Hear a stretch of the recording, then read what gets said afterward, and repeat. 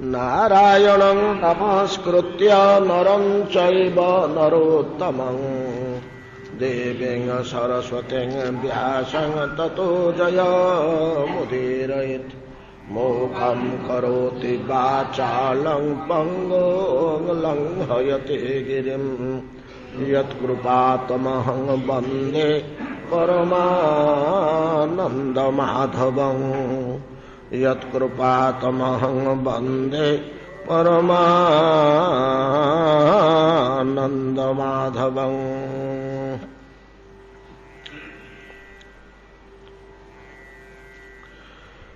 द्रक्ष्यामि नूनं शुकपोलनासिकं स्मितावलोकारुणकञ्जलोचनं मुखं मुकुन्दस्य गुडालकावृतं प्रदक्षिणं मे प्रचरन्ति वै मृगाः अप्यद्य विष्णोर्मनुजत्व ईयुषो भारावताराय भुवो निजेच्छया लावण्य धामनो भवितोपलम्भनं मह्यं न स्यात् फलम् अंजसादृशः ज इक्षिताहं रहितोऽप्यशतशत् स्वतेजसा पास्ततमोभिदाभ्रमः स्वमायया त्वनरचितैस्तदीक्षया प्राणाख्यधीभिः सदनेष्वभीयते यस्याखिलामि बहभिः सुमङ्गलैः अर्वाचो विमिश्रा गुणकर्मजानमभि प्राणन्ति शुम्भन्ति पुनन्ति वै जगत् जास्तत विरक्ता शवशोभनामता।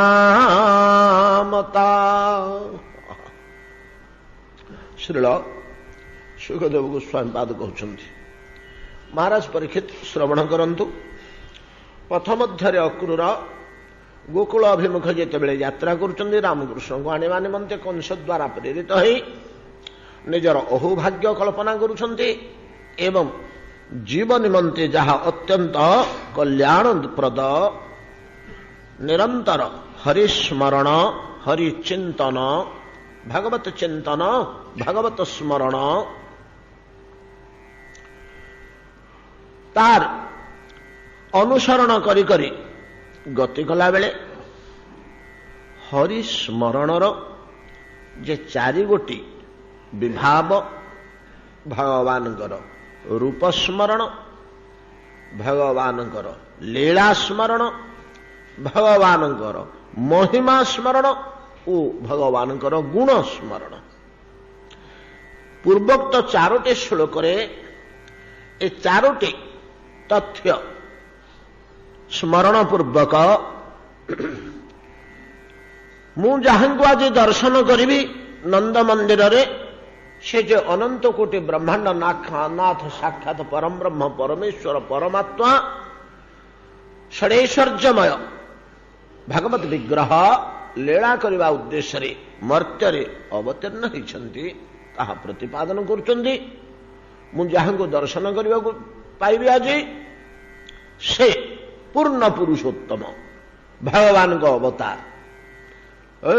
चारोटी पूर्ववर्ती श्लोक द्रक्ष्यामि नूनं शुकपोल जुगलम इत्यादि शुकपोल नासिकम इत्यादि श्लोक भगवान रूप स्मरण कले अप्यत विष्णुर मनुजत्व ईयुष भारावताराय भुवो निजेच्छया ता परवर्ती श्लोकटी श्लोक भगवान लीलार स्मरण कले तापर श्लोक तृतीय श्लोक भगवान महिमा स्मरण करुछंदी अप्यद्य विश्व ज इक्षिताहं रहितोप्य शत शतु भगवान महिमा जहा ठारू विश्व उत्पन्न जहा देहरे विश्व आश्रय करी रही से ही विश्व भितर प्राण रूपे अंतःप्रविष्ट होई विश्व को बंचे रखिचंती संचालन करुचंती एवं जीव देहरे मध्य से ही अनुप्रविष्ट होई देह को संचालन करुचंती प्राण इंद्रिय बुद्धि प्रवृत्ति द्वारा आम लक्ष्य करुचे जे मनुष्य देहरे जीव देहरे ईश्वर अवस्थान को लक्ष्य कर पारुचे। ए महिमा भगवान महिमा तांकरी ठारो समस्त विश्व जात होइछि। जन्मादस्य जत विश्व जहा ठारू जात होइछि। जतो बा इमानि भूतानि जायन्ते जहा ठारू प्राणी समूह जात होइछन्ति। जतो बा जीवंती भूतानि प्राणी माने जहा द्वारा बंचिचन्ति जी अभ्यंतर अच्छी बोली बंचिचन्ति इत्यादि भगवान महिमा गान कले। परिशेष जस्याखिलमिव अहभि सकल पाप विनाश करी ए जगत को पवित्रतम करुछन्ति बोली भगवान गुण रूप लीला महिमा गुण चारोटिया को स्मरण करी चारोटी श्लोक करे ये चारोटी वैभव को प्रतिपादन करी अक्रूर परवर्ती श्लोक रे बड़ सुंदर कथा कहउछन्ति जे सचावतीर्ण किल सात्वतान्वये स्वसेतु पालामर वर्जसर्म कृतु जसो वितन्वन ब्रज आस्त ईश्वर गायन्ति देवा जदशेष मंगलम्। अक्रूर तुम कुआडे जाउछ? ब्रज को जाउछ। काहेकि ब्रज को जाउछ? कृष्ण को देखा सी किए म पूर्वोक्त चारि गोटे श्लोक जहांकर गुण लीला महिमा रूप प्रतिपादन करागला सच अवतीर्ण। ये श्लोक प्रथम कहते सचावतीर्ण किल सात्वतान्वये सच से लोक सच पूर्वोक्त श्लोक मानक जहांकर महिमा गुण लीला मु कहली सी खाली से संतोष आसलानी जे पुनर्बार कहते ईश्वर ईश्वर तमें बुझीपार्लन कि ईश्वर सी होचंदी नियंत्रणकर्ता सृष्टिकर्ता स ईश्वर च अवतीर्ण च शब्दटी थी निश्चयात्मिका भाव सृष्टि करुचे से ही जमी ही आमे आमर लौकिक भाषा रे से ही बोली कहूचे। हाँ हाँ से ही शब्दटा एक दृढ़ता और निश्चितता भाव प्रकाश करुची चटी से निश्चिततार भाव यह सुनिश्चित जे पूर्वोक्त श्लोक प्रतिपादित ईश्वर ही अवतीर्ण होइचंती सचावतीर्ण किल सात्वतान्वये किलटा मध्य निश्चयात्मिका भाव किलर गोटे अव्यय शब्दटा अव्यय शब्द किसी अर्थ थाए ना कोठी कौन भाव प्रकाश करे किल यह मध्य सुनिश्चित जे से तो अवतीर्ण निश्चित भाव में अवतीर्ण होइछंती आउ मध्य कोठी अवतीर्ण होइछंती ना सात्वतान्वये सात्वत वंशरे जात होइछंती सात्वतान्वये सात्वत कूलर परंपरा क्रमे एक आम जाचे जे वृष्णि जदु सात्वत इत्यादि सब 14टी आंचलिक दल एकाठी करी भगवान तो सृष्टि करथिले जदुवंश जदुवाहिनी जो जदुवाहिनी कृष्ण सृष्टि करथिले सेतरे 14टी आंचलिक दल मान को मिसई गोटे सुदृढ़ दल गढ़ी ये सबुड़ा को भगवान अमृतमय दृष्टि टे चाहिए सबुड़ाक भीतर भगवत शक्ति संचार हो जाता ए समस्त को तो कहीं कहीं तो सीधा सड़क भगवान अंश रूपे जात होती भितर नहीं कि जपरी अनिरुद्ध प्रद्युम्न स्वयं कृष्ण बलराम एत साक्षात प्रभु परमेश्वर तांको पुत्र प्रद्युम्न प्रद्युम्नवृत अनुरुद्ध ये चारिटाक तो चतुर्व्यूह ये चारिटाक चतुर्व्यूह भगवान वैकुंठरे जे नारायण रूपे विराजमान करुचंती କୃଷ୍ଣ ରୂପେ ଗୋଲକରେ ଯେ ଲୀଳାମୟ, ଜଗତ ସାଥିରେ କିଛି ସମ୍ବନ୍ଧ ନାହିଁ। ବିଶ୍ୱର କ'ଣ ହେଲା ନହେଲା ଭଲ ମନ୍ଦ ସେ କଥା ତାଙ୍କର ସେ ରୂପେ ସେ ତାଙ୍କର ମଧୁର ମଧୁର ଲୀଳାରେ ମାତିକିରି ଅଛନ୍ତି। ସେଇ ଗୋଲକର କୃଷ୍ଣ ବୈକୁଣ୍ଠରେ ନାରାୟଣ ରୂପ ଧରି ବସିଛନ୍ତି। ସେଇ କୃଷ୍ଣ ଭିନ୍ନ ନୁହନ୍ତି ତାଙ୍କଠୁ, କିଛି ଅଲଗା ତତ୍ତ୍ୱ ନୁହଁ। ଯେମିତି ଆମେ ଘରେ ଥିଲାବେଳେ ଆମେ ଘର ଦ୍ୱାର ପୁଅ ଝିଅ ନାତି ନାତୁଣୀ ଭଲ ମନ୍ଦ ସୁଖ ଦୁଃଖ ଆନନ୍ଦରେ ମାତିକିରି ଅଛେ, ଅଫିସ କି ପଳେଇଲେ ପୋଷାକ ପିନ୍ଧିକିରି ଆମର ଆସନରେ ବସି ପଡ଼ିଲେ ଆମର ଅଫିସିଆଲ ଦାୟିତ୍ୱ ଆସିଗଲା, କ'ଣ କ'ଣ ରିସ୍କ ଅଛି ଆମ ଉପରେ ସେଗୁଡ଼ା ବୁଝିବାକୁ କହୁଛି। ଘରର ଖେଳ କୌତୁକ ଆଉ ସେ ତଳେ କାମ ଦଉନି। ଏଇଟା ଆମର ବ୍ୟକ୍ତିଗତ ବ୍ୟାପାର ଖେଳ କୌତୁକ ଆନନ୍ଦ ମୌଜ ମଜଲିସ ଘରେ। ଅଫିସ କି ପଳେଇଲେ ସେଠି ଆମର ଗୁରୁତର ଦାୟିତ୍ୱ, ସରକାରୀ ଦାୟିତ୍ୱ, କ'ଣ କ'ଣ ସବୁ ଦେଖିବାକୁ, କେମିତି ପରିଚାଳନା କରିବାକୁ ହବ, କେମିତି ସଞ୍ଚାଳନ କରିବାକୁ, କେମିତି ଶାସନ କରିବାକୁ ହବ, ସେ ଦାୟିତ୍ୱ ଆସିଗଲା। କିନ୍ତୁ ଲୋକ ଜଣେ କ୍ଷେତ୍ର ଭିନ୍ନରେ ତାର ଭିନ୍ନ ପରିଚୟ, ସେଠି ସେ ଗୁରୁତର ଦାୟିତ୍ୱପୂର୍ଣ୍ଣ ଗମ୍ଭୀର, କିନ୍ତୁ ଘରେ ହସ ଖୁସି ମୌଜ ମସ୍ତି ଥଟ୍ଟା ତାମସା କରି ଗାମୁଛା ପିନ୍ଧିକିରି ବୁଲୁଛି।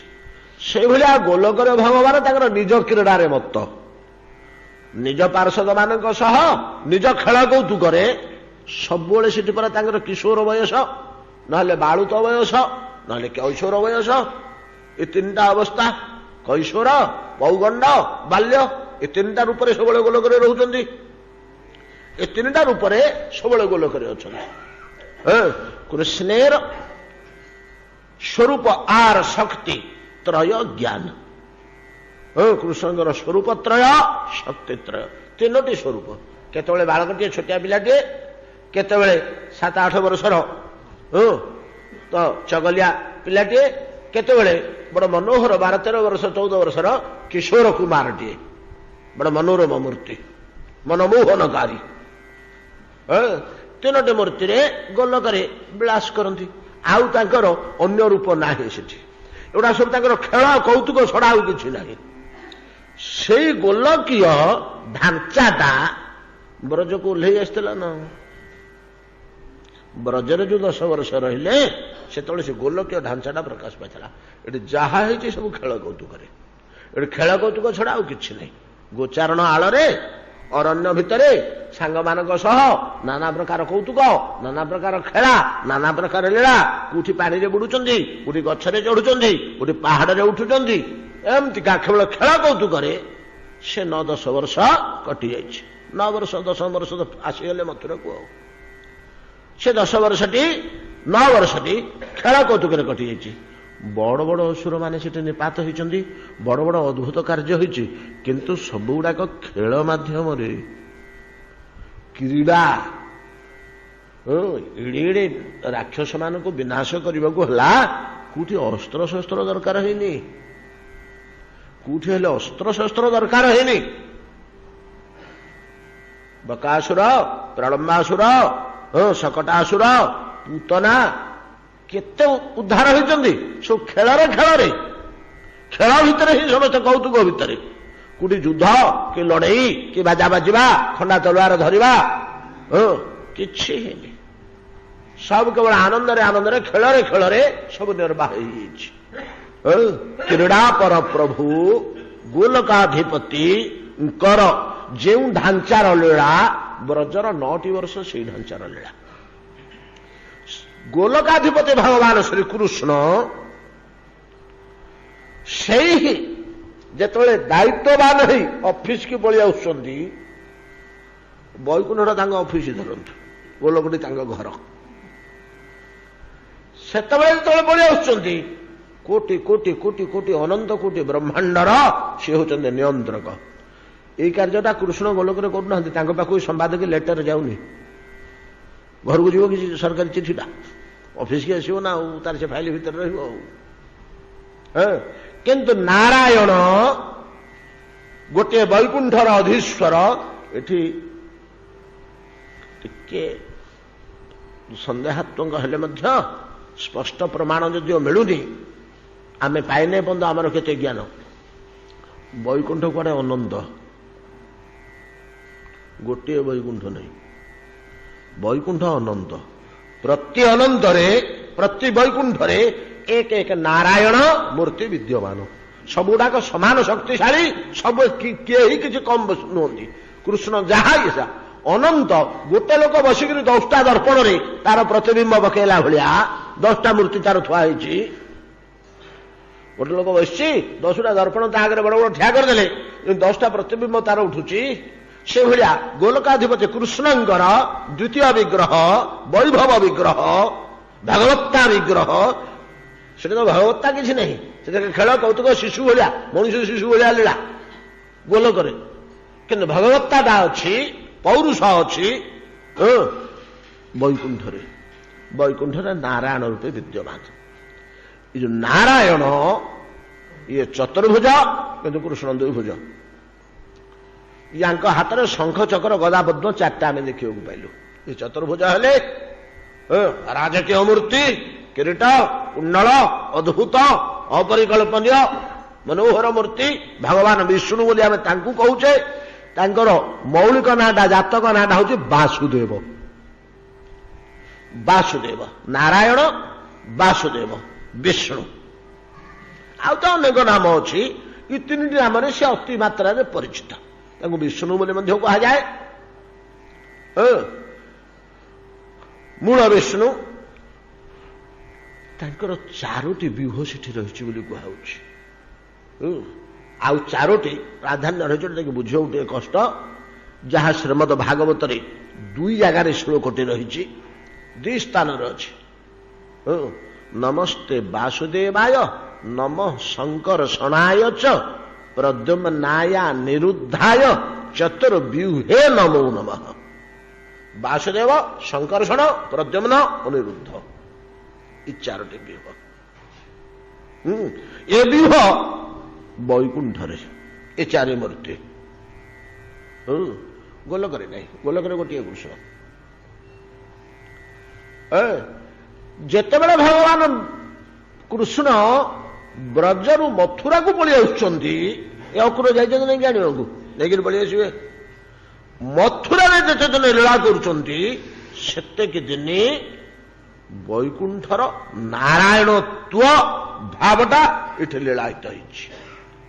ବ୍ରଜରେ ଯୋଉ 9 ବର୍ଷ ଅଛନ୍ତି, ଗୋଲକର କୃଷ୍ଣତ୍ୱ, କ୍ରୀଡ଼ାଶୀଳତା ତା ସେଠି ଫୁଟିଛି। ଗୋଲକର ଲୀଳା ଗୁଡ଼ିକ ବ୍ରଜରେ ପାଇବା, ବୈକୁଣ୍ଠର ଲୀଳା ଗୁଡ଼ିକ ମଥୁରାରେ ପାଇବା। ବୈକୁଣ୍ଠରେ ସେ ଯୋଉ ଲୀଳା କରୁଛନ୍ତି ମଥୁରାରେ ପାଇବା। ଆଉ ବୈକୁଣ୍ଠର କିଛିଟା ଲୀଳା ମଧ୍ୟ ଦ୍ୱାରକାରେ ପାଇବା। କିନ୍ତୁ ଦ୍ୱାରକାରେ ପାଇଲା ବେଳକୁ ସେ ତତ୍ତ୍ୱ ଆଉ ଅଲଗା ହେଇଗଲାଣି। ନର ନାରାୟଣ, ନାରାୟଣଙ୍କର ଗୋଟେ ଅଂଶ, ନାରାୟଣଙ୍କର ଗୋଟିଏ ଅଂଶ, ଗୋଟିଏ ଅବତାର ନର ନାରାୟଣ। ଯେତିକି ପାୱାରଫୁଲ ସେତିକିଟି ଦ୍ୱାରକାକୁ ଆସିଛି, ସେତିକିରେ ଯଥେଷ୍ଟ ହେଉଛି। ମହାଭାରତରେ ଆପଣ ଯୋଉଠି ଆଖି ପକେଇବେ ଦେଖିବେ, ମୂଳ ମହାଭାରତରେ ନରନାରାୟଣ ନରନାରାୟଣ ନରନାରାୟଣ ବୋଲି କୁହାଯାଇଛି। କୃଷ୍ଣ ଅର୍ଜୁନ 2 ଜଣଙ୍କୁ, କୃଷ୍ଣ ଅର୍ଜୁନ 2 ଜଣଙ୍କୁ ନାରାୟଣ ଆଉ ନର ଏଇ ରୂପରେ ବର୍ଣ୍ଣନା କରାଯାଇଛି। ଯାହା ହଉ, ସେ ଯୋଉ ନାରାୟଣ ମୂର୍ତ୍ତି, ଚତୁର୍ବ୍ୟୁହ, ଶଙ୍କର୍ଷଣ, ଅନିରୁଦ୍ଧ, ପ୍ରଦ୍ୟୁମ୍ନ, ଏମାନେ ସମସ୍ତେ ଏଠି ଲୀଳା କରୁଛନ୍ତି। ତ ଅକ୍ରୁର ବର୍ତ୍ତମାନ କୋଉଠିକି ଯାଉଛନ୍ତି? ବ୍ରଜକୁ ଯାଉଛନ୍ତି। ବ୍ରଜରେ ଯୋଉ ଭଗବାନଙ୍କୁ ଦେଖିବେ, ଅକ୍ରୁରଙ୍କର ଗୋଲକାକ୍ଷ କୃଷ୍ଣଙ୍କର ଲୀଳା, ଉଦ୍ଧବଙ୍କର ମଧ୍ୟ, ଏ ତ ଯାଉଛନ୍ତି ନା ମଥୁରାଠୁ। ଇଏ ବ୍ରଜର ନିତ୍ୟ ନିବାସୀ ନୁହନ୍ତି। ବ୍ରଜର ଯୋଉମାନେ ନିତ୍ୟ ନିବାସୀ ସେମାନେ ସମସ୍ତେ କ୍ରୀଡ଼ାପର ଗୋଲକାକ୍ଷ କୃଷ୍ଣଙ୍କର ତତ୍ତ୍ୱଜ୍ଞ। କିନ୍ତୁ ମଥୁରାଠୁ ଯେତେ ଯାଉଛନ୍ତି, ମଥୁରା ଯେତେ ନିବାସ କରୁଛନ୍ତି, ଏମାନେ ସମସ୍ତେ ନାରାୟଣଙ୍କ ପର୍ଯ୍ୟନ୍ତ ଏକାଙ୍କର ଗତି, ଜ୍ଞାନ, ବୁଦ୍ଧି ଗୋଲକ ଭଗବାନଙ୍କର ଉପାସନାର ଅଧିକାର ଏମାନଙ୍କର ନାହିଁ। ଉଦ୍ଧବଙ୍କର ନିଜର ନାହିଁ। ଖାଲି ଦେଖ ବୋଲି ପଠେଇଥିଲେ ଉଦ୍ଧବଙ୍କୁ। ଉଦ୍ଧବଙ୍କୁ ପଠେଇଥିଲେ। ହଁ, ଉଦ୍ଧବଙ୍କୁ ଭଗବାନ ସେ ତୋବା ହେଇଗଲେ ଦେଖିକିରି ବୋଲେ ତୁମର ଇଏ କି ଉପାସନା, ତୁମର କି ଉପାସନା। ବହୁତ କଥା ଆମର ଆସିବ ପ୍ରସଙ୍ଗ କ୍ରମେ, ଯଦି ହବ ଗୋଟେ ପୁରୁଷ ସେଥିରୁ ଆମେ ଆଲୋଚନା କରିବା। ଯେତିକି ସମୟ ସେ ବ୍ରଜାଙ୍ଗନା ମାନଙ୍କ ସହିତ ଆଳାପ କରୁଛନ୍ତି, କଣ କଣ ଶିକ୍ଷା ଲାଭ କରୁଛନ୍ତି ଦେଖିବା। ଅତଏବ ନାରାୟଣକ୍ଷ ଈଶ୍ୱରଙ୍କୁ ହିଁ ଅନୁଭବ କରୁଛନ୍ତି ଅକ୍ରୂର। ସେଇ ଢାଞ୍ଚାରେ ସେ କହୁଛନ୍ତି ସଚ ଅବତୀର୍ଣ୍ଣ। କୋଉଠି ଅବତୀର୍ଣ୍ଣ ନା କିଳ ସାତ୍ୱତାଂ ଅନ୍ୱୟେ। ତ ସାତ୍ୱତ ବଂଶରେ ଯଦୁବଂଶରେ ଆସିକରି ସେ ଜନ୍ମ ହୋଇଛନ୍ତି। ଚତୁର୍ବ୍ୟୁହ ତ ଅଛନ୍ତି, ତା ସହିତ ଆଉ ଯେତେକ ସୈନ୍ୟ ସାମନ୍ତ ସିପାହୀ ଅଛନ୍ତି ସମସ୍ତଙ୍କୁ ଭଗବାନ କୃଷ୍ଣ ଟିକେ ଅମୃତମୟୀ ଦୃଷ୍ଟିରେ ଚାହିଁ ଦେଇଛନ୍ତି। ସମସ୍ତଙ୍କ ଦେହରେ ଭଗବତ ଶକ୍ତି ସଞ୍ଚାର ହେଇଛି। ସବୁଗୁଡାକ ବୀର ବୀର ମହାବୀର, ତାଠୁ ବଳକା ଯୋଦ୍ଧା ହେଇଯାଇଛନ୍ତି। ଏଇଥିପାଇଁ ଯିବା ପୂର୍ବରୁ ସେ ସମୁଦାୟଟାକୁ ଧ୍ୱଂସ କରିଦେବାକୁ ପଡ଼ିଲା ପରା।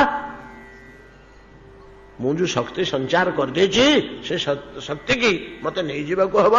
ମୋ ଶକ୍ତି ଯାହା ଦେହରେ ସଞ୍ଚାରିତ ହେଇଗଲା ସିଧାସଳଖ, ସେଗୁଡାକର ତ ଦେହ ରକ୍ତ ମାଂସ ହେଲେ ମଧ୍ୟ ସେ ଅଲଗା ତତ୍ତ୍ୱ ହେଇଗଲେ ଆରେ ତ ସବୁ ମୋ ସାଥିରେ ପଳେଇଯିବେ ଆଉ, ଉଡାଇ ଠିକାଇ ରହିବେ। ମୋ ଲୀଳା ସରିଲା, ମୁଁ ଯୋଉଠି ଲୀଳା କରିବି ସମସ୍ତେ ମୋ ସାଥିରେ ଯିବେ ଆଉ, ବୋଲି ସମସ୍ତଙ୍କୁ ନେଇକରି ପଳେଇଲେ ବୈକୁଣ୍ଠ। ଆଉ ଗୋଟିକୁ ହେଲେ ରଖେଇଦେଲେନି ଆଉ। ହେଲେ ଗୋଟିକୁ ହେଲେ ନ ରଖେଇଲେ ଗୋଟେ ଏମିତିକା ତ କିଛି ବ୍ୟବସ୍ଥା କରିବାକୁ ହାଣ କାଟ ମାର ପେଟି ଯୁଦ୍ଧ ଗୋଟେ ମାଧ୍ୟମରେ ସିନା ଅଧଘଣ୍ଟେ ଭିତରେ ସବୁ ସରିବେ। ସମସ୍ତଙ୍କୁ ତ ଏକାଳକେ ନେଇକରି ଯିବାକୁ ହବ। ଅତଏବ ସେ ନାରାୟଣ ଅବତୀର୍ଣ୍ଣ ହୋଇଛନ୍ତି ବୋଲି ଅକ୍ରୂର କହୁଛନ୍ତି। ସଚାବତୀର୍ଣ୍ଣ କିଳ ସାତ୍ୱତାନ୍ୱୟେ ଅନ୍ୱୟେ ବଂଶେ। ସାତ୍ୱତ ବଂଶରେ ଯଦୁ ବଂଶରେ କଣ ପାଇଁ ଅକ୍ରୂର କଣ ତାଙ୍କର ଦରକାର ହେଲା ଯେ ଜନ୍ମ ହୋଇଛନ୍ତି ନା ସ୍ୱସେତୁ ପାଳା ମର ବର୍ଜ ଶର୍ମକୃତ। ଶର୍ମ ସୁଖ,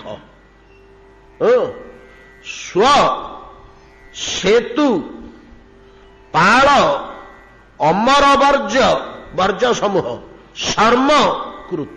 ଶର୍ମକୃତ ସୁଖଦାତା, ସୁଖକାରୀ। ଶର୍ମ କହିଲେ ସୁଖ, ଆନନ୍ଦ। ଶର୍ମ ଶବ୍ଦର ଅର୍ଥ ହେଉଛି ଆନନ୍ଦ ବା ସୁଖ। କାହାକୁ ସୁଖ ଦେବାକୁ ଅବତୀର୍ଣ୍ଣ ହୋଇଛନ୍ତି ସାତ୍ୱତ ବଂଶରେ, ଯଦୁବଂଶରେ ଅବତୀର୍ଣ୍ଣ ହୋଇଛନ୍ତି। କାହାର ସୁଖ ପାଇଁକି ନା ଯେଉଁମାନେ ତାଙ୍କର ସେତୁକୁ ପାଳନ କରୁଛନ୍ତି। ସ୍ୱସେତୁ ପାଳ, ଯୋଉମାନେ ଭଗବାନଙ୍କର ସେତୁକୁ, ସେତୁ କହିଲେ ବ୍ରିଜ, ଏଇ ଅର୍ଥ। ଯେମିତି ସେତୁ ବନ୍ଧ ଆମେ କହୁଛେ, ସେତୁ କହିଲେ ବ୍ରିଜ। ସେତୁଟିକି ଯୋଉମାନେ ସୁରକ୍ଷା କରୁଛନ୍ତି, ସେତୁଟିକି କଣ ସୁରକ୍ଷା କରିଛନ୍ତି? ଭଗବାନ ଗୋଟେ ବ୍ରିଜ ତିଆରି କରିଛନ୍ତି ନା? ହଁ, ଗୋଟେ ବ୍ରିଜଟେ ତିଆରି କରିଛନ୍ତି, ଗୋଟେ ସେତୁଟିଏ ତିଆରି କରିଛନ୍ତି। ସେ ସେତୁଟି କଣ କାମରେ ଆସୁଛି? ଲୋକେ ପାର ହବା ପାଇଁ ସେତୁ ଆଉ କି କାମରେ ଆସେ? ନଈ ନାଳ ପୋଖରୀ ପାର ହବା ପାଇଁ ତ ବ୍ରିଜ ତିଆରି ହୁଏ। ଆଉ ବ୍ରିଜ ଆଉ କଣ ପାଇଁ ତିଆରି ହୁଏ? ଡଙ୍ଗାରେ ନୌକାରେ ଲୋକେ କଷ୍ଟ ମଷ୍ଟେ ଯାଆନ୍ତି, ବ୍ରିଜ ତାହେଲେ ନିଶ୍ଚିତରେ ପଳାନ୍ତି। ଗଲା କାମ ତୁଟିଗଲା ଆଉ, ରାସ୍ତା ଫିଟିଗଲା ହେଇ ଆମ ଗାଁକୁ। ଆଗେ ଅଣ୍ଟେ ପାଣିରେ ଯାଉଥିଲେ, ବଢି ପାଣି ହେଲେ ଯାଇପାରୁନଥିଲେ, କି ନହେଲେ ଡଙ୍ଗାରେ ପାର ହଉଥିଲେ। ବ୍ରିଜ ହେଇଗଲା ଆଉ କଣ? ବ୍ରିଜ ହେଇଗଲେ ଯିଏ ପଳିଲା ସିଏ ପଳେଇଲା ଆଉ କଣ? ଚିନ୍ତା କିଛି ନାହିଁ। ପିମ୍ପୁଡ଼ିଟିଏ ମଧ୍ୟ ଚାଲି ଚାଲିକି ଆର ପଟେ ପାର ହେଇଯିବ ଆଉ। ଯଦି ବ୍ରିଜ ହେଇଗଲା ଆଉ ଚିନ୍ତା କିଛି ନାହିଁ ଆଉ। କି ବ୍ରିଜ? ସେ ବ୍ରିଜଟିଏ ଯେତେବେଳେ ସେତୁଟିଏ ତିଆରି କରିଛନ୍ତି ଭଗବାନ, ସେ ସେତୁଟିକି ଯୋଉମାନେ ମେଣ୍ଟେନାନ୍ସ କରୁଛନ୍ତି ତାଙ୍କୁ ସୁଖ ଦେବା ପାଇଁ ଆସିଛନ୍ତି। ଯୋଉ ଇଞ୍ଜିନିୟର ମାନେ, ଆଉ ସେତୁଟାକୁ ଯିଏ ମେଣ୍ଟେନ କରୁଛନ୍ତି ସେ ଇଞ୍ଜିନିୟର ଗୁଡାକ ହେଇଥିବେ ନା ଆଉ କଣ? ଆଉ ତ ଯଥାତଥା ଲୋକ କରିପାରିବନି। ମରାମତ କରୁଛନ୍ତି, ଯିଏ ସଜାଡୁଛନ୍ତି, ଜଗିଛନ୍ତି। ସେତୁ ଯଦି ହେଇଛି ତାହେଲେ ସେତୁଟା ଗୋଟେ ନଈ କି ପୋଖରୀ କି ନାଳ କି ହ୍ରଦ କି କା ଉପରେ ଗୋଟେ ହେଇଥିବ ନା? ହଁ, ପାଣି ନଥିଲେ ସେତୁଟି କାହିଁକି ହବ? କାହା ଉପରେ ସେତୁଟି ହେଇଛି ନା ଭବବାରିଧି, ସଂସାର ସାଗର ଉପରେ ସେତୁ। କୋଉ ଛୋଟିଆ ନଈନାଳ ମାତ୍ର ନୁହେଁ, ସଂସାର ସାଗର ଉପରେ ଏ ସେତୁଟି ତିଆରି ହେଇଛି। ଏ ସେତୁ ଉପରେ जी पाद देला से आरपट को पड़ेगा संसार आरपट को पड़े कि सेतु ये सेतु आ कि नुहे जो सेतुटा को आम बर्तमान पूरा पूरी भांगी बाहर कर देकरी आमर तो हेलिकप्टर पर उड़ती होगा आम आ ब्रिज टे कौन कर उड़िक एयरपोर्ट को पड़ू बोले आम भांगीदेलु सेतुटा को हाँ आज्ञा आम समस्ते भारतीय मैंने बसिक सेतु को पूरा पूरी भांगी सारू तार लुआ फुआ खंडे दी चार खंडा जहाँ थे बोही नहीं घरे भीम करदे लोके कि सेतु से ना कि नुहे सेतु कहले सब बुझे वर्णाश्रम धर्म এটা হচ্ছে সেতু বর্ণাশ্রম ধর্ম जो कथा कहले इले स्पेशल ब्रांच पुलिस आम ना गोटे फाइल खोलिए सरकार विरोधी कथा कहते बोली ब्राह्मण क्षत्रिय वैश्य शूद्र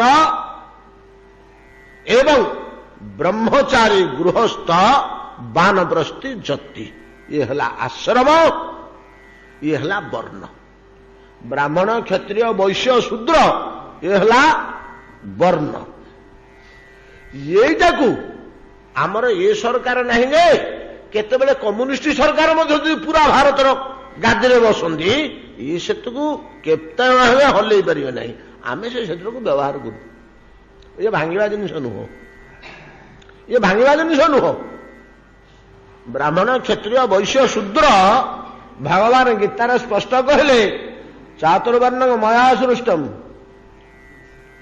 मु चातुर्वर्ण सृष्टि करछि किए भांगी पार आस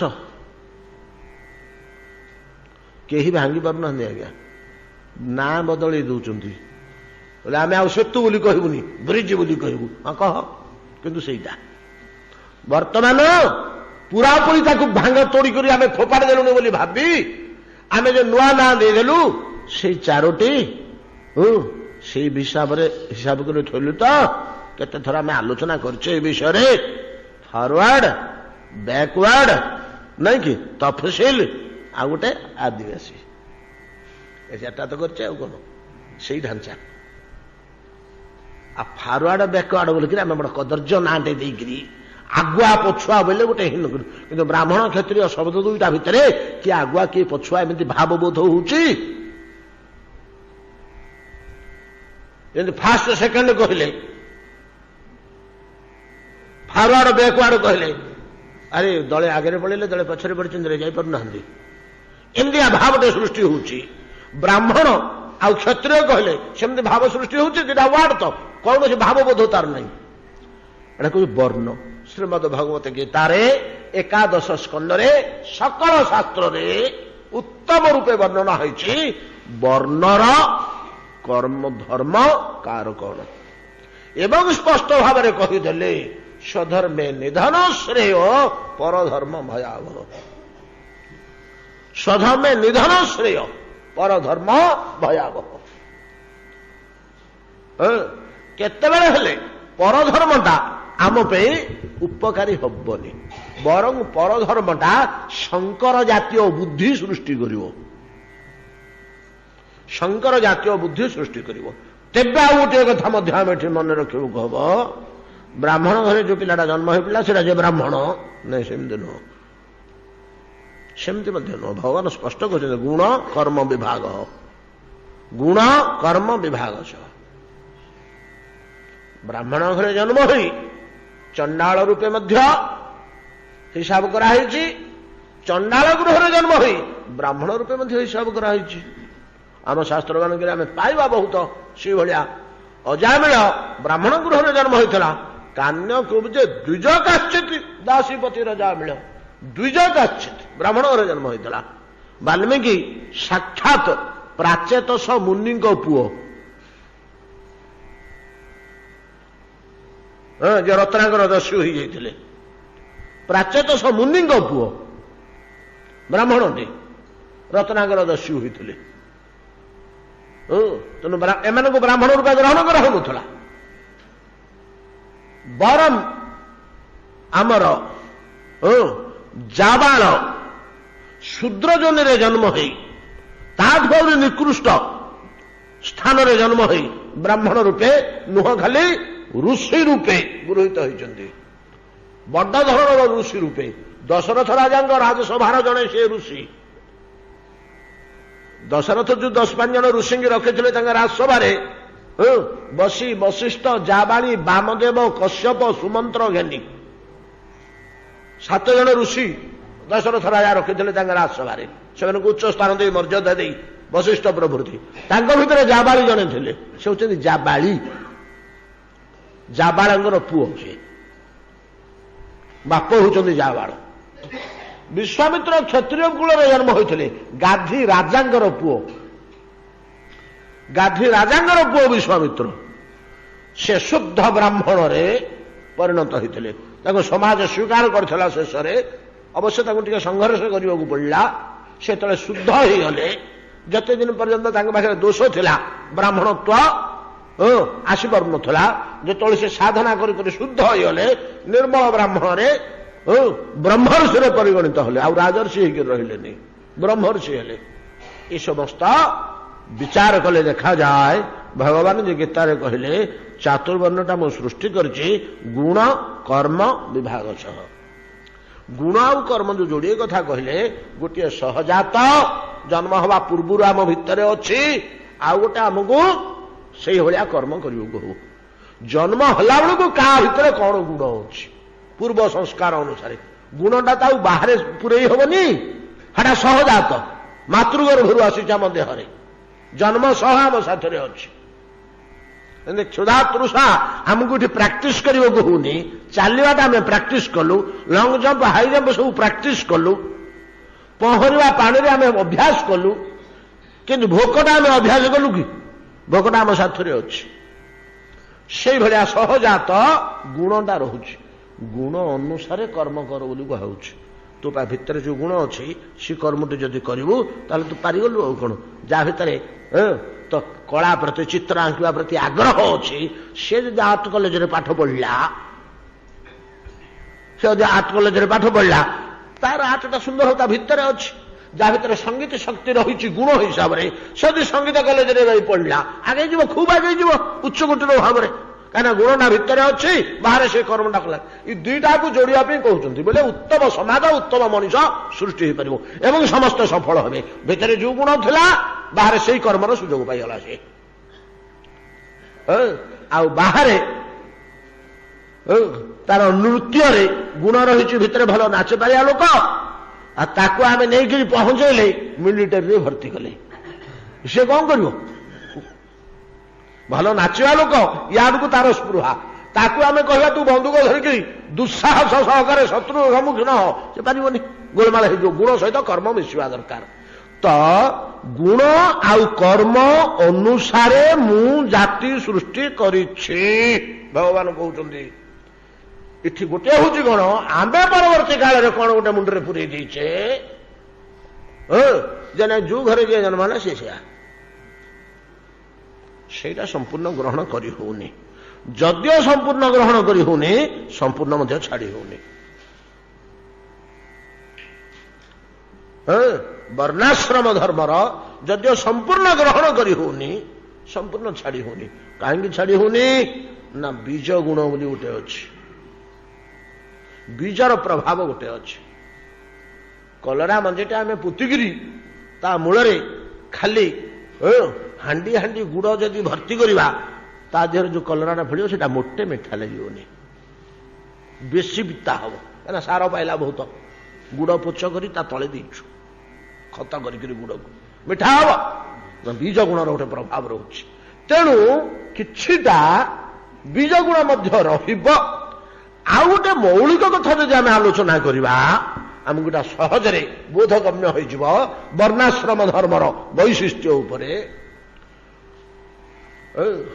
जीवटा आम भल रूपे जाचु 84 लाख जोनि अतिक्रम कर तार प्रथमे भूमि भितर कोटि कोटि जीव वायुमंडल रे जल रे भूमि रे कोटि कोटि जीव कणा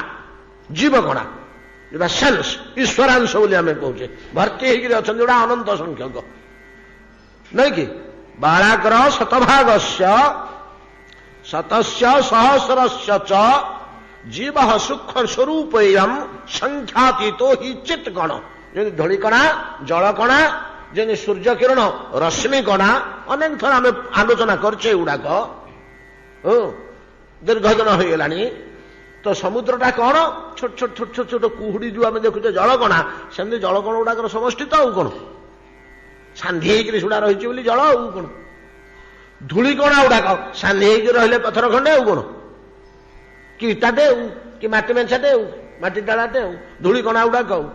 ସେମିତି ରଶ୍ମି କଣା ସାନ୍ଧି ହେଇକିରି ଏକାଠି ହେଲେ ସୂର୍ଯ୍ୟ କିରଣ। ରଶ୍ମି କଣା ଗୁଡିକ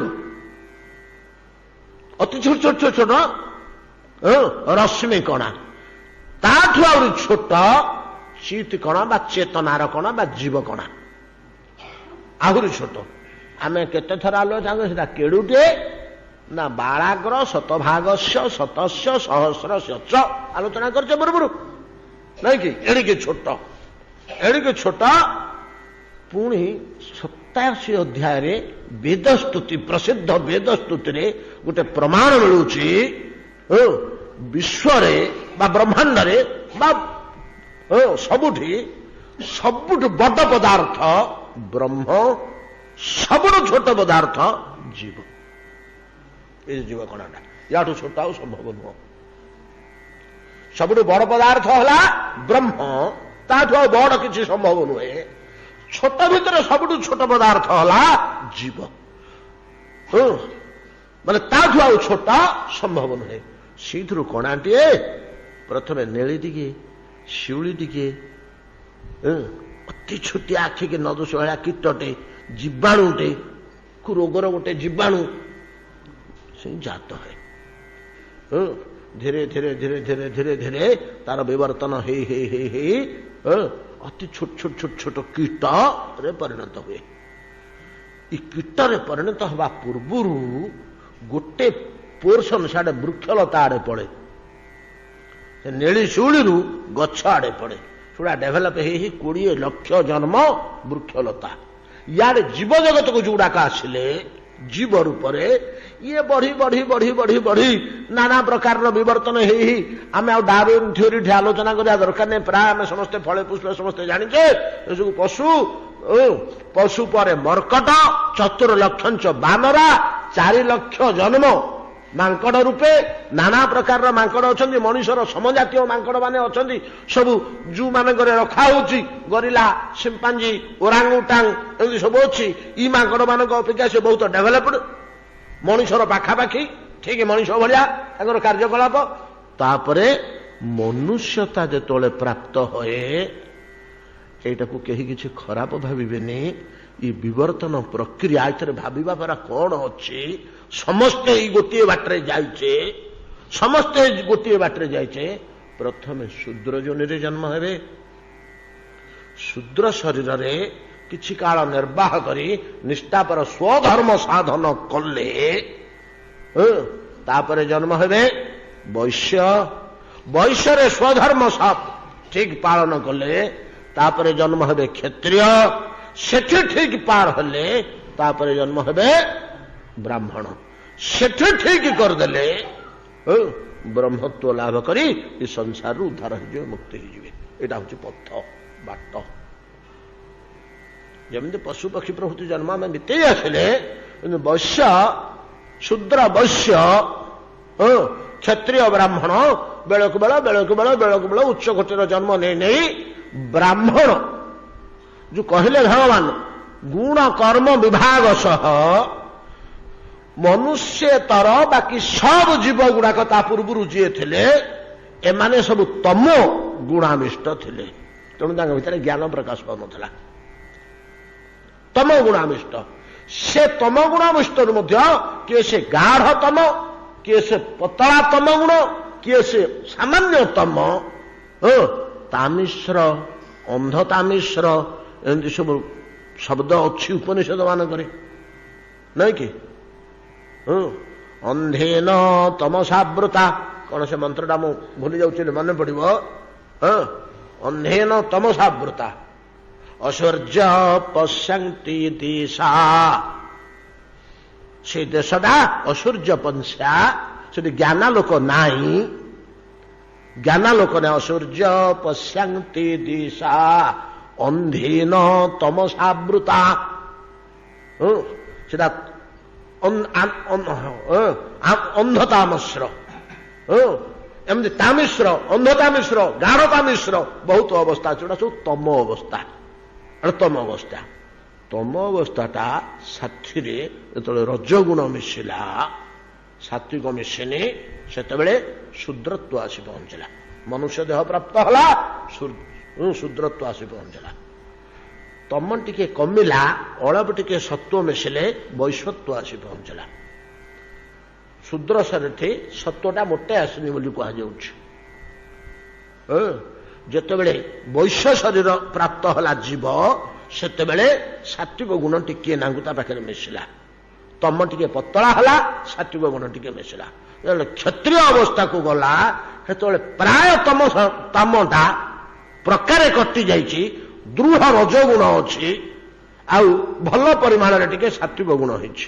ଯେତେବେଳେ ବ୍ରାହ୍ମଣ ଶରୀରରେ ଆସି ପହଞ୍ଚିଲା ସେତେବେଳେ ପ୍ରାୟ ତମ ନାହିଁ, ରଜଗୁଣ କିଛିଟା ଅଛି ଆଉ ପ୍ରଚୁର ପରିମାଣରେ ସତ୍ୱ ଗୁଣ ଅଛି। ଏ ଅବସ୍ଥାକୁ ଆସିଲା। এই ଅବସ୍ଥାରେ ମନୁଷ୍ୟକୁ ଜ୍ଞାନ ମିଳିଲା ଭଲ ଏବଂ ନିର୍ଗୁଣ ହୋଇ ସେ ଭଗବାନଙ୍କ ପାଖକୁ କେମିତି ପଳେଇଯିବ, ତିନିଟା ଆଗ ଗୁଣକୁ ଅତିକ୍ରମ କରିଯିବ, ତାର ବ୍ୟବସ୍ଥା ଆମକୁ ଶାସ୍ତ୍ର ବତେଇ ଦେଲେ। ଇଏ ହେଉଛି ବର୍ଣ୍ଣାଶ୍ରମ ଧର୍ମର ମାର୍ଗ। ଏଇ ମାର୍ଗରେ ଜୀବଟା ଧୀରେ ଧୀରେ ଧୀରେ ଧୀରେ ଆଗେଇ ଯାଉଛି। କିଏ ହଁ କରୁ କି କିଏ ନାହିଁ କରୁ, କିଏ ଯୁକ୍ତି କରୁ କି ତର୍କ କରୁ, ଏଥିରେ କାହାର କିଛି କହିବେ ନା। ପ୍ରାକୃତିକ ନୈସର୍ଗିକ ପଥ ଭଗବାନ ସିଡ଼ି ପକେଇଛନ୍ତି। ସମସ୍ତେ ଏଇ ବାଟରେ ଯିବାକୁ ବାଧ୍ୟ, ସମସ୍ତେ ଏଇ ବାଟରେ ଯିବାକୁ ବାଧ୍ୟ। এই ହେଉଛି ସେଇ ସେତୁ। ସଂସାର ସାଗରକୁ ପାର ହେବା ପାଇଁ ଏ ହେଉଛି ସେତୁ ତିଆରି କରିଛନ୍ତି ଭଗବାନ। ଏ ସେତୁରେ ଆପଣମାନେ ଦେଖିବେ ଯେତେବେଳେ ବୈଶ୍ୱାସରେ ସତ୍ୱଗୁଣ ଅଳପ ଟିକେ ଟଚ୍ କଲା ସେତେବେଳେ ବେଦରେ ଅଧିକାର ଆସିଲା। ସେ ପର୍ଯ୍ୟନ୍ତ ବେଦରେ ଅଧିକାର ନାହିଁ। ସେତେବେଳେ ବେଦରେ ଅଧିକାର ନାହିଁ। ଆମର ବ୍ରାହ୍ମଣ କ୍ଷତ୍ରିୟ ବୈଶ୍ୟ ଏ ତିନୋଟି ଜାତିର ବେଦରେ ଅଧିକାର ଅଛି। ଏମାନଙ୍କୁ ଦ୍ୱିଜାତି କୁହାଯାଏ। ଏ ତିନିଟାକୁ ଦ୍ୱିଜ କୁହାଯାଏ। ବ୍ରାହ୍ମଣ କ୍ଷତ୍ରିୟ ବୈଶ୍ୟ ଏ ତିନୋଟି ଆଗ ଜାତିକୁ ଦ୍ୱିଜାତି। ଇଥିରେ ଯେ ଜାତ ହୋଇଛନ୍ତି ଗୁଣ କର୍ମରେ ସ୍ୱଗୁଣ ଅନୁସାରେ ସ୍ୱକର୍ମ କଲେ ଆଗେଇ ଆଗେଇ ଚାଲିଲା। ଆଉ ଗୁଣ ଭିତରେ ଥିବା ଗୁଣ ସେଇ ଧରଣର କାର୍ଯ୍ୟ ଯଦି ବାହାରେ କଲା ତାହେଲେ ଆଗେଇ ଆଗେଇ ଚାଲିଲା। ଆଉ ଗୁଣ ଆଗେଇ ଆଗେଇ ପାର ହୋଇଯିବ। ୟାକୁ ଆମେ ବର୍ତ୍ତମାନ ସମାଜରେ ସହଜରେ ଗ୍ରହଣ କରିପାରୁନୁ। ଏଗୁଡ଼ାକର ଚର୍ଚ୍ଚା ଆଲୋଚନା ଆମର ନାହିଁ, ୟା ଉପରେ ବିଶ୍ୱାସ ନାହିଁ ଏବଂ ବର୍ଣ୍ଣାଶ୍ରମ ଧର୍ମ ମଧ୍ୟ ନାହିଁ। ବର୍ଣ୍ଣାଶ୍ରମ ଧର୍ମ ନାହିଁ କହି ହେବନି, ବର୍ଣ୍ଣାଶ୍ରମ ଧର୍ମ ଅଛି। ବର୍ଣ୍ଣାଶ୍ରମ ଧର୍ମ ଅଛି। ବ୍ରାହ୍ମଣ ନାହାନ୍ତି ବର୍ତ୍ତମାନ। କର୍ମାନୁସାରେ ବିଚାର କଲେ, କର୍ମାନୁସାରେ ବିଚାର କରିବା ବ୍ରାହ୍ମଣ ନାହାନ୍ତି କ'ଣ?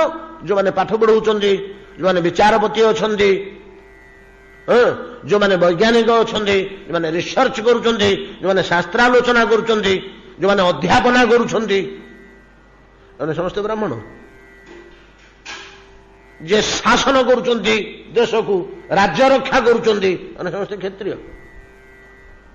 ଯେ ବ୍ୟବସାୟ ବାଣିଜ୍ୟ କରୁଛନ୍ତି, କୃଷି ଇତ୍ୟାଦି କାର୍ଯ୍ୟ କରୁଛନ୍ତି, ସେମାନେ ସମସ୍ତେ କ୍ଷତ୍ରିୟ ବୈଶ୍ୟ। ଏ ତିନିଟା ଆଗ ଜାତିକି ଯେ ହେଲ୍ପ କରୁଛନ୍ତି ସେମାନେ ଶୂଦ୍ର। ଏମାନଙ୍କୁ ସହାୟତା କରିବା ବ୍ୟକ୍ତି ପରିଚର୍ଯ୍ୟା କର୍ମ। ପରିଚର୍ଯ୍ୟା ବୋଲେ କ'ଣ? ସହାୟତା। ଆଉ ନିଜ ନିଜ କରିছে। କେତେ ଲୋକ ବ୍ରାହ୍ମଣ ମାନଙ୍କୁ ଅଧ୍ୟାପକ ମାନଙ୍କୁ ସାହାଯ୍ୟ କରୁଛନ୍ତି, ବୈଜ୍ଞାନିକ ମାନଙ୍କୁ ସାହାଯ୍ୟ କରୁଛନ୍ତି, କିଏ ସେ କୃଷିବିତ ମାନଙ୍କୁ ସାହାଯ୍ୟ କରୁଛନ୍ତି। ଆଉ ନାହିଁ କ'ଣ? ଏଇଟା ଉଠିବ ନାହିଁ କେବେ ହେଲେ। ଭାରତର କଥା ନୁହେଁ, ସମଗ୍ର ପୃଥିବୀରେ ସବୁ ବ୍ରହ୍ମାଣ୍ଡରେ ଭଗବାନଙ୍କର ତିଆରିଟା। ଆଉ କିଏ କୁଆଡେ ଭାଙ୍ଗିବ? କେମିତିଟା ଭାଙ୍ଗିବ? ଭାଙ୍ଗି ପାରିବ ନାହିଁ ନା। ଗାଁ ଏମିତି ରୂପ ଏମିତି ବଦଳି ବଦଳି ଚାଲିଥିବ। ଆମର ପ୍ରତି ମୁହୂର୍ତ୍ତରେ ରୂପ ବଦଳି ଯାଉନି କି? ଆମେ ଯେତେବେଳେ 2 ବର୍ଷର ପିଲାଟିଏ ହେଇଥିଲେ ସେତେବେଳେ ଏବେ ରୂପଟା ଅଛି କି? ସେତେବେଳେ ରୂପଟା ଏବେ ଅଛି? ସେତେବେଳେ ଫଟୋଟା ଆପଣ ଦେଖୁନାହାନ୍ତି। ଆପଣଙ୍କୁ ଯେତେବେଳେ 2 ବର୍ଷ ବୟସ ହେଇଥିଲା, ବର୍ତ୍ତମାନ 72 ବର୍ଷ ବୟସ ହେଲା। ଏ ବର୍ତ୍ତମାନର ଫଟୋ, ସେ ଫଟୋ ଦିଟାକୁ ଏକାଠି ଦେଖୁନାହାନ୍ତି। ଆପଣଙ୍କ ରୂପ ପରିବର୍ତ୍ତନ ହେଇଯାଉଛି ଆଉ ସମାଜର ରୂପ। ଯାହା ହଉ, ଏ ବର୍ଣ୍ଣାଶ୍ରମ, ଏ ଯେମିତି ବର୍ଣ୍ଣ, ଯେତେବେଳେ ବ୍ରାହ୍ମଣତ୍ୱ ଆସିଗଲା ଗୁଣାତୀତ ହେବା ପାଇଁକି ବର୍ଣ୍ଣ ଏଠି ସରିଗଲା। ବର୍ଣ୍ଣ ଅନୁସାରେ ଆସିକି ଆପଣ ପହଞ୍ଚିଗଲେ।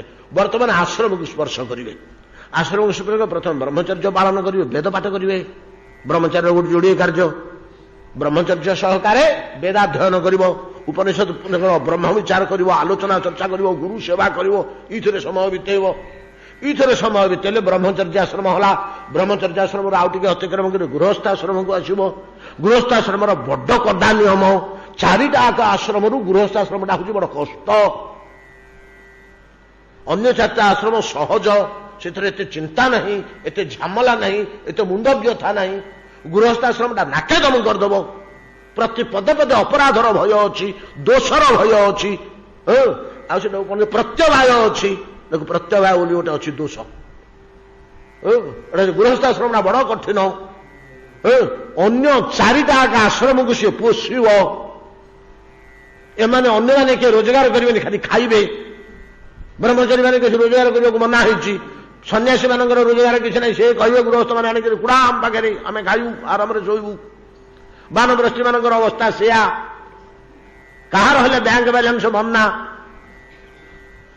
କେହି ସଞ୍ଚୟ କରିପାରିବେନି, କେହି ରୋଜଗାର କରିପାରିବେନି।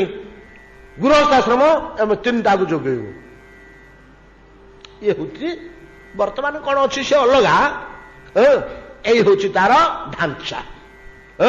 ବ୍ରହ୍ମଚର୍ଯ୍ୟ ଆଶ୍ରମ, ଗୃହସ୍ଥାଶ୍ରମ, ଗୃହସ୍ଥାଶ୍ରମରେ କଡ଼ା କଠିନ ପରେ ବାନପ୍ରସ୍ଥାଶ୍ରମ, ତାପରେ ଯତି ଆଶ୍ରମରେ ବ୍ରହ୍ମ ବିଚାର ପୂର୍ବକ ଦେହ ତ୍ୟାଗ କରି ବ୍ରହ୍ମ ପ୍ରାପ୍ତି। ଏ ହଉଛି ସେତୁ।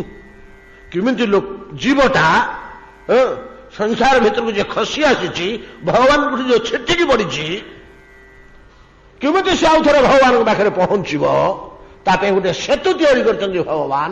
ସେଟାକୁ ଧର୍ମ ସେତୁ କୁହାଯାଏ। ଏଇଟା ହଉଛି ସେତୁ। ବର୍ଣ୍ଣ ଆଉ ଆଶ୍ରମ, ଚାରିଟା ବର୍ଣ୍ଣ, ଚାରିଟା ଆଶ୍ରମ। ଏଇଟାକୁ ଏଇଟା ଭଗବାନଙ୍କର ତିଆରି ଜିନିଷଟା, ଏଇଟା ଭଗବାନଙ୍କ ତିଆରି ଜିନିଷଟା। ଏବଂ ଭଗବାନ ଏଇ ପ୍ରୋସେସଟାକୁ କଡ଼ା ନଜର ରଖିଛନ୍ତି। ଟିକେ ଡିଭିଏସନ ହେଲେ ସେ ଶୁଣନ୍ତିନି, ମାନନ୍ତିନି, ଏକଦମ କଡ଼ାକଡ଼ି ଭାବରେ। ଏବଂ ବଡ଼ ଟାଣୁଆ ଲୋକ ନିଯୁକ୍ତ କରିଛନ୍ତି ଏ ସେତୁଟାକୁ ରକ୍ଷା କରିବା ପାଇଁକି, ଏ ଧର୍ମ ସେତୁଟାକୁ ରକ୍ଷା କରିବା ପାଇଁକି ଖୁବ ଟାଣୁଆ ଲୋକ ନିଯୁକ୍ତ କରିଛନ୍ତି। ସେମାନେ କିଏ? 10 ଦିଗପାଳ। ଇନ୍ଦ୍ର, ଅଗ୍ନି, ବାୟୁ, ଯମ, ସୂର୍ଯ୍ୟ, ସୋମ, ଅଶ୍ୱିନୀ କୁମାର, ଈଶାନ ପ୍ରଭୃତି। ତ ଏ ଯୋଉ 10 ଦିଗପାଳ ବା ଦେବତା ମାନେ, ଏ ଦେବତା ମାନେ ହେଉଛନ୍ତି ଏ ଧର୍ମ ସେତୁର ରକ୍ଷାକର୍ତ୍ତା, ପାଳକ। ଅତଏବ ଭଗବାନ କାହିଁକି ଅବତୀର୍ଣ୍ଣ ହୋଇଛନ୍ତି ବୋଲି କହୁଛନ୍ତି ଅକ୍ରୁର? ଅକ୍ରୁର କହିଲେ, ସଚାବତୀର୍ଣ୍ଣ କିଳ ସାତ୍ୱତାନ୍ୱୟେ। ଯଦୁ ବଂଶରେ ଜନ୍ମ ହୋଇଛନ୍ତି। କାହିଁକି ହୋ ଅକ୍ରୁର? ସଚ ଅବତୀର୍ଣ୍ଣ ସାତ୍ୱତାନ୍ୱୟେ କିଳ ଅବତୀର୍ଣ୍ଣ। କାହିଁକି? କଣ ପାଇଁ? ନା ସ୍ୱ ସେତୁ ପାଳ ଅମରବର୍ଜ୍ୟ ଦେବତା ସମୂହଙ୍କ ସହାୟତା କରିବା ପାଇଁ, ଶର୍ମକୃତ, ତାଙ୍କୁ ସୁଖୀ କରିବା ପାଇଁ। ଯେତେବେଳେ ଦେବତା ମାନେ ସେତୁଟା ରକ୍ଷା କରିବା ପାଇଁକି କୌଣସି କାରଣରୁ ଅସମର୍ଥ ହୋଇ ପଡୁଛନ୍ତି, ଏ ଧର୍ମ ସେତୁଟିକି ରକ୍ଷା କରିବା ପାଇଁ ଯେତେବେଳେ ଅସମର୍ଥ ହୋଇ ପଡୁଛନ୍ତି, ସେତୁ ପାର ହୋଇଯିବା ପଥ କାହାକୁ ପାର ହୋଇଯିବ? ସଂସାର ସାଗରକୁ, ଭବ ସାଗରକୁ, ଏ ଭବବାର ଦେଖି ପାର ହୋଇଯିବା ନିମନ୍ତେ ଇଏ ହେଉଛି ବାଟ। ଆଉ ବାସ୍ତବିକ ଗୋଟିଏ କଥା, ଏଇଟା କଳି ନାହିଁ, ସତ୍ୟ ନାହିଁ, ତ୍ରେତା ନାହିଁ, ଦ୍ୱାପର ନାହିଁ, ସବୁ କାଳରେ ଏ ବର୍ଣ୍ଣାଶ୍ରମକୁ ଟିକେ ଆଶ୍ରୟ କରିନଥିବା ଲୋକ ସଂସାର ସାଗର ଆରପଟକୁ ଯିବାର ପ୍ରଶ୍ନ ହିଁ ନାହିଁ। ଯିଏ ଯାଇଛନ୍ତି ସମସ୍ତେ ପାଳନ କରିଛନ୍ତି, ଠିକ ଠିକ ପାଳନ କରିଛନ୍ତି।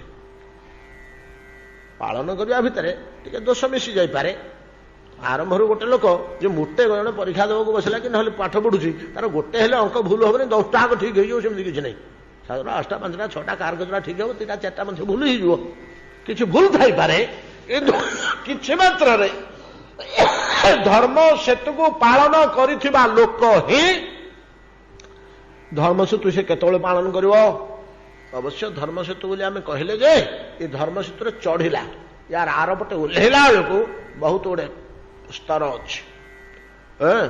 ରାଜମହେନ୍ଦ୍ରୀ କୂଳରେ ରାୟ ରାମାନନ୍ଦ ଯେତେବେଳେ ବସିଥିଲେ, ସେତିକିବେଳେ ଚୈତନ୍ୟ ମହାପ୍ରଭୁ ଯାଇ ପହଞ୍ଚିଲେ। ତାଙ୍କ ସହିତ ଯୋଉ ଆଳାପ ଆଲୋଚନା ହେଲା, ରାମାନନ୍ଦଙ୍କୁ ପଚାରିଲେ ଚୈତନ୍ୟ ମହାପ୍ରଭୁ ଧର୍ମ ଗଣ ନା ସେତୁରେ ଚଢିବା? ଯିଏ ସେତୁ ଆଡକୁ ଚାହିଁଲାନି କି ଚଢିଲାନି ସେ ଧର୍ମ ଆଚରଣ କରୁନି, ଯେ ସେତୁ ଆଡକୁ ଆଗେଇଲା ଧର୍ମ ସେତୁ ଆଡକୁ ଟିକେ ନାକୁ ବର୍ଣ୍ଣାଶ୍ରମ ଧର୍ମ ପାଳନ କଲା, ଟିକେ ନାକୁ ଆରମ୍ଭ କଲା, ସେ ଚଢିଲା, ତାକୁ କଣ କୁହାଯାଏ ନା ସ୍ୱଧର୍ମାଚରଣ। ସ୍ୱଧର୍ମାଚରଣ ଶବ୍ଦର ଅର୍ଥ କଣ? ସ୍ୱଧର୍ମ ବୋଲେ କୋଉ ଧର୍ମଟାକୁ ସ୍ୱଧର୍ମ କୁହାଯିବ? ମୁଁ କୋଉ ବର୍ଣ୍ଣରେ ଜନ୍ମ ହୋଇଛି, କୋଉ ଆଶ୍ରମରେ ଅଛି, ଏଟା ଆଉ ଗୀତାରେ କୁହାଯାଇଛି, ସବୁ ଶାସ୍ତ୍ରରେ କୁହାଯାଇଛି। ଆଉ ଗୀତାରେ ସ୍ପଷ୍ଟ କରି କହିଦେଇଛନ୍ତି। ଏଇଟା ହେଲା ସ୍ୱଧର୍ମ। ସ୍ୱଧର୍ମ ଶବ୍ଦର ଆଧୁନିକ ବ୍ୟାଖ୍ୟାକାରଗଣ ନାନା ପ୍ରକାରର କଥା ସବୁ କହୁଛନ୍ତି ଟାଣି ଓଟାରି କରି ଏପଟେ ସେପଟେ, ଯେ ଯିଏ ଯା ତା କାମଟା ଯଦି ଠିକ କଲା ସେଟା ସ୍ୱଧର୍ମ। ଆଉ ଶିକ୍ଷକ ପାଠ ପଢେଇଲା ଠିକ ତା ସେଟା ତାର ସ୍ୱଧର୍ମ। ଆଉ ଚାଷୀ ଠିକ ଘାସ ଉପୁଡେଇଲା, ବିଲ ଗଛ ଯାଇଥିଲା, ଠକିଲାନି, ସେଟା ତାର ସ୍ୱଧର୍ମ। କର୍ତ୍ତବ୍ୟ ନିଷ୍ଠା ହେଇପାରେ, ୟାକୁ କର୍ତ୍ତବ୍ୟ ନିଷ୍ଠା କୁହାଯାଇପାରେ, ଏଟା ସ୍ୱଧର୍ମ ନୁହଁ। ସ୍ୱଧର୍ମ ଗୋଟେ ପାର୍ଟିକୁଲାର ୱାର୍ଡ। ସ୍ୱଧର୍ମଟା ହଉଛି ଗୋଟେ ପାର୍ଟିକୁଲାର। ଆଉ ସ୍ୱଧର୍ମ କହିଲେ ନିଜର କାର୍ଯ୍ୟ ଏମିତି ଅର୍ଥ କରାଯିବନି ତାକୁ। ସ୍ୱଧର୍ମ ଶବ୍ଦ ଗୋଟେ ଜିନିଷକୁ ଲକ୍ଷ୍ୟ କରାହେଉଛି। ଭାସ୍କର କହିଲେ କେବଳ ସୂର୍ଯ୍ୟଙ୍କୁ ହିଁ ଲକ୍ଷ୍ୟ କୁହାହଉଛି ଭାସ୍କର। କି ଏଇଟା କଣ ଭାସ୍କର ନୁହଁ କି? ଭା କହିଲେ ଆଲୁଅ, କର ଯିଏ ଦଉଛି, ଇଏ କଣ ଆଲୁଅ କରୁନି କି? ତ ୟାକୁ ଭାସ୍କର କୁହାଯିବ କି? ଏଟା ରୂଢି ଶବ୍ଦଟା। ଏଇଟା ମଧ୍ୟ ଏ ଲ୍ୟାମ୍ପଟା ମଧ୍ୟ ଭା କହିଲେ ଆଲୋକ, ନାଇଁ କି? ପ୍ରତିଭା। ଭା କହିଲେ ଆଲୋକ, କର ଯେ ଆଲୁଅ କରୁଛି, ଅନ୍ଧାର ହେଇଯାଇଥିଲା ଘର, ଯେ ଆଲୁଅ କରିଦେଲା, ତାର ଭାସ୍କର ଅର୍ଥ କଲେ। କିନ୍ତୁ ଏଗୁଡାକୁ ଭାସ୍କର କୁହାଯିବନି, କେବଳ ସୂର୍ଯ୍ୟଙ୍କୁ ଭାସ୍କର କୁହାଯିବ। ଯଦି ସ୍ୱଧର୍ମର ଅର୍ଥ ନେଇକି ଆପଣ ଇଆଡେ ଛାଡେ କରିପାରିବେନି। ଶାସ୍ତ୍ରର ସେଇଭଳିଆ ଅର୍ଥ ହୁଏନି। ତାର ଯାହା ରୂଢି ଅର୍ଥରେ ଯାହା ଲକ୍ଷ୍ୟ କରା ନିରୁକ୍ତ ସବେ କୁହାଯାଇଛି, ସ୍ୱଧର୍ମ କହିଲେ କେବଳ ଯୋଉ ବର୍ଣ୍ଣରେ ଯୋଉ ଆଶ୍ରମରେ ଅଛି ଶାସ୍ତ୍ର ଅନୁସାରେ କଣ କରିବା କଥା ଯଦି କରୁଛି ତାକୁ ସ୍ୱଧର୍ମ କୁହାଯିବ। ଏ ହେଲା ସ୍ୱଧର୍ମ। ଏଇ ସ୍ୱଧର୍ମ ହିଁ ଜୀବର ପ୍ରଥମ ଆଚରଣୀୟ ବସ୍ତୁ। ପ୍ରଥମ କି ଏଇଟା ସେ ଆଚରଣ করে। এটা ତ ପ୍ରଥମେ ଆଡମିସନ ହେଲା ତାର ସ୍କୁଲରେ ଅକ୍ଷର ଶିକ୍ଷା। ମହାପ୍ରଭୁ ପଚାରିଲେ ତାପରେ ନା କିଛି ଦିନ ପରେ ସ୍ୱଧର୍ମ ତ୍ୟାଗ। କି ଆଶ୍ଚର୍ଯ୍ୟ କଥା ଦେଖନ୍ତୁ, ସ୍ୱଧର୍ମ ଆଚରଣ, ତାପରେ ସ୍ୱଧର୍ମ ତ୍ୟାଗ। କଣ ଏଡେ କଡାକଡି କରି କୁହାହେଲା କରିବ ବୋଲି, ପୁଣି ଆଉ ଥରେ କହୁଛନ୍ତି କଣ ତ୍ୟାଗ ଛାଡ଼ିଦେବ ବୋଲି? ସାଧାରଣ କଥା ତ। କେଡେ କଡାକଡି କରି ପିଲାଟାକୁ ସ୍କୁଲରେ ପଢା ହଉଛି, 10 ବର୍ଷ ପରେ ସ୍କୁଲ ଛାଡେ, ଯା ଚାକିରି କରିବୁ। ଠିକ ସେଇଭଳିଆ ସ୍ୱଧର୍ମ ଆଚରଣ, ସ୍ୱଧର୍ମ ତ୍ୟାଗ। ସ୍ୱଧର୍ମ ତ୍ୟାଗ କେତେବେଳେ କରାଯାଏ? ଏକାଦଶ ସ୍କନ୍ଧରେ କହିଲେ ଜ୍ଞାନ ଲଭିବ ଯେତେବେଳେ କର୍ମ ତେଜିବ ତତକାଳେ। କାଲି ଆମେ ଆଲୋଚନା କରିଥିଲେ ଯଥା ସବିଧ ଜାଳିଦିଏ କର୍ମ ଗୁଡାକୁ, ସେମିତି ଜାଳିଦିଏ। ଜ୍ଞାନ ଆସିଲା ପରେ ଆଉ କର୍ମ ରହିବ। ସ୍ୱଧର୍ମାଚରଣ ପରେ ସ୍ୱଧର୍ମ ତ୍ୟାଗ। ସ୍ୱଧର୍ମ ତ୍ୟାଗ ପରେ ଜ୍ଞାନ ଲାଭ। ଜ୍ଞାନ ଲାଭ ହଉ ହଉ ଜ୍ଞାନ ମିଶ୍ରା ଭକ୍ତି, ତାପରେ ଜ୍ଞାନହୀନା ଭକ୍ତି, ତାପରେ କେବଳା ଭକ୍ତି, ତାପରେ ଭାବ ଭକ୍ତି, ତାପରେ ପ୍ରେମ ଭକ୍ତି, ତାପରେ ଈଶ୍ୱର ଭକ୍ତି। ସ୍ୱଧର୍ମ ଅକ୍ଷର ଶିକ୍ଷାଟା ଯଦି ଆମେ ନ କରିବା, କମ ଅଛ ଯଦି ନ ଘୋଷିବା, ମିଶାନ ଫେରାନ ହରଣ ଗୁଣନ ଯଦି ଅଭ୍ୟାସ ନ କରିବା, କାଠି ଗଣିକିରି ଗୋଲି ଗଣିକିରି 3ଟା ଗୋଲିରେ ଆଉ 2ଟା ଗୋଲି ମିଶେଇ ଦେଲେ ସାର୍ କହିଲେ ଗଣିଲୁ କେତେଟା ହେଲା? ନା 5 ହେଲା। କଣ ବୁଝିଲୁ? ନା ସାର୍ 3ରେ 2 ମିଶିଲେ 5। ଶିଖିଲା ଆଉ କଣ? ସେଇଠୁ ଶିକ୍ଷା ଆରମ୍ଭ ହେଲା ଯେ ବଡ ବଡ ମ୍ୟାଥମେଟିକ୍ସ ସମାଧାନ କରୁଛି, ଟ୍ରିଗୋନୋମେଟ୍ରି ସମାଧାନ କରୁଛି, ବଡ ବଡ କମ୍ପ୍ୟୁଟର ଯାହାକୁ ପାରୁନି ସେଭଳିଆ ଅଙ୍କ ସମାଧାନ କରୁଛି, ଚନ୍ଦ୍ରକୁ କେମିତି ରକେଟ କେତେବେଳେ ପହଞ୍ଚିବ ସବୁ ହିସାବ କରୁଛି, କକ୍ଷପଥକୁ ଗଣନା କରୁଛି। ଜ୍ଞାନଟା କୋଉଠୁ ଆସିଲା? ଏଇଠୁ ଆସିଲା। সেই ସ୍ଥାନରେ ପହଞ୍ଚିବା ପାଇଁ ଆମକୁ ପ୍ରାଥମିକ ସ୍ତରରେ ଅକ୍ଷର ଶିକ୍ଷା, ଅଙ୍କ ଶିକ୍ଷା କରିବାକୁ হয়, ସ୍ୱଧର୍ମାଚରଣରୁ ହିଁ ଆରମ୍ଭ ହେବ ଧର୍ମାଚରଣ ବ୍ୟବସ୍ଥା। ସ୍ୱଧର୍ମ ତ୍ୟାଗ, ଜ୍ଞାନ ଲାଭ, ଜ୍ଞାନ ତ୍ୟାଗ, ଭକ୍ତି ଲାଭ, ତା ଭିତରେ ଜ୍ଞାନ ମିଶ୍ରା ଭକ୍ତି, ଜ୍ଞାନହୀନା ଭକ୍ତି ଆହୁରି ଯୋଉଟେ ସ୍ତର ଅଛି, ତାପରେ ଭକ୍ତି ଲାଭ, ଭକ୍ତିଟା ଭାବ ଲାଭ, ପ୍ରେମ ଲାଭ, ଈଶ୍ୱର ଲାଭ ପହଞ୍ଚିଗଲା। ସେଠି ହେଲା ସେତୁ। ଆରେ ଯିବ କୋଉଠୁ ଆସିଥିଲୁ ନା ଭଗବାନଙ୍କ ପାଖରୁ ଛିଟିକି ପଡିଯାଇଛି। ମୁଁ ଯେ ଅମୃତ ସାଗର ବିନ୍ଦୁ ନଭେ ଉଠିଥିଲି ତେଜି ସିନ୍ଧୁ। ମୁଁ ସମୁଦ୍ରର ଜଳକଣାଟେ ଯେ ପ୍ରଚଣ୍ଡ ଖରାରେ ମୁଁ ଟାଣି ହେଇକିରି ପଳେଇଥିଲି ଆକାଶକୁ, ନହେଲେ ମୋ ସ୍ଥାନ ହଉଛି ସମୁଦ୍ର। ଭଗବାନଙ୍କ ଚରଣାର ବିନ୍ଦୁ ଆମର ସ୍ଥାନ ଯେ କୌଣସି କାରଣରୁ ଛିଟିକିରି ଆମେ ଇଆଡେ ପଡିଯାଇଛେ। ତାପରେ ଯେଟା ୟା ନା ଆଉ ଉପନିଷଦ ମନ୍ତ୍ରଟାକୁ ଅନୁବାଦ କରିଛନ୍ତି ଗଙ୍ଗାଧର ମେହେର। ଆଉ ମୁଁ ଯେ ଅମୃତ ସାଗର ବିନ୍ଦୁ, ମୁଁ ଅମୃତ ସାଗରର ବିନ୍ଦୁଟିଏ, ନଭେ ଉଠିଥିଲି ତେଜି ସିନ୍ଧୁ। ସମୁଦ୍ର ଲୋକ ମୁଁ ସମୁଦ୍ରକୁ ଛାଡ଼ିଦେଇ ମୁଁ ଆକାଶକୁ ପଳେଇଥିଲି। ସେମିତି ଠାକୁରଙ୍କର ଚରଣ ତଳର ଦାସ ଆମେ ସମସ୍ତେ ଜୀବ ମାତ୍ରେ ଆମେ ସେଠୁ ଛାଡ଼ି ଦେଇକିରି ଆଡେ ପଳେଇ ଆସିଛେ। ଆସିକି ନାନା ଦୁଃଖ ଭୋଗୁଛେ। ଜନ୍ମ ମରଣ ଜନ୍ମ ମରଣ ଜନ୍ମ ମରଣ, ପଶୁ ପକ୍ଷୀ କୀଟ ପତଙ୍ଗ, ରୋଗ ବ୍ୟାଧି, ହିଂସା ଅବବାଦ, କ୍ଲେଶ ପୀଡ଼ା, ସେତିକି ପ୍ରକାରର ଦୁଃଖ ଭୋଗ ହେଇଯାଉଛି। ନାଇଁ ଏଗୁଡ଼ା ଦୁଃଖ ସାଗରଟା, ସଂସାର ସାଗରଟା, ତୁ ସେତୁ ଉପରେ ଚାଲିଯା ଯେ ଆଉ ଥରେ ସେ ପରମାନନ୍ଦମୟ ସ୍ଥାନକୁ ତୋ ନିଜ ଜାଗାକୁ ପଳେଇବୁ, ତୋ ନିଜ ଘରକୁ ପଳେଇଛୁ। ଏ ଯୋଉ ସେତୁଟି ଭଗବାନ ତିଆରି କରିଛନ୍ତି, ଇଏ ସେତୁଟିର ଯୋଉମାନେ ରକ୍ଷାକର୍ତ୍ତା ଦାୟିତ୍ୱରେ ଅଛନ୍ତି, ମେଣ୍ଟେନାନ୍ସ ଯୋଉମାନେ କରୁଛନ୍ତି, ସେମାନଙ୍କର ଯଦି କେତେବେଳେ ଅସମୟ ପଡ଼ିଯାଏ ସେତୁ ରକ୍ଷା କରିବାକୁ ସେ ସମର୍ଥ ହୁଅନ୍ତିନି, ସେତେବେଳେ ଭଗବାନଙ୍କୁ ଆସିବାକୁ ହୁଏ ବୋଲି କହୁଛନ୍ତି। ସଚାବତୀର୍ଣ୍ଣ କିଳ ସାତ୍ୱତାନ୍ୱୟେ ସ୍ୱସେତୁ ପାଳାମର ବର୍ଜସର୍ମକୃତୁ ଯଶୋ ବିତନ୍ନନ ବ୍ରଜ ଆସ୍ତ ଈଶ୍ୱର ଗାୟନ୍ତି ଦେବାଯଦ ଶେଷ ମଙ୍ଗଳମ୍। ସମୟ ହେଇଗଲାଣି। ଗୋଟିଏ ପାଦ ଆମର ଆଲୋଚନା ହେଇଛି, ବହୁତ ଜିନିଷ ଆଲୋଚନା ହେଇଯାଇଛି। ଆମର ଯାହା ଏକାନ୍ତ ଗୋଟେ ସାଧାରଣ ଜାଣିବା କଥା, ଆଉ ଦ୍ୱିତୀୟ ପାଦଟେ ସେମିତି ବିଶେଷ କିଛି ନାହିଁ। ଆମେ ପରବର୍ତ୍ତୀ ସମୟରେ ତାକୁ ଆଲୋଚନା କରିବା। ଆଉ ଏତିକିରେ ଆଜି ଭାଗବତ ବିଶ୍ରାମ କରନ୍ତୁ, ଦାମୋଦର ଅଷ୍ଟକ ପାଠ କରିବା। ଆଉ ଗୋଟିଏ କଥା,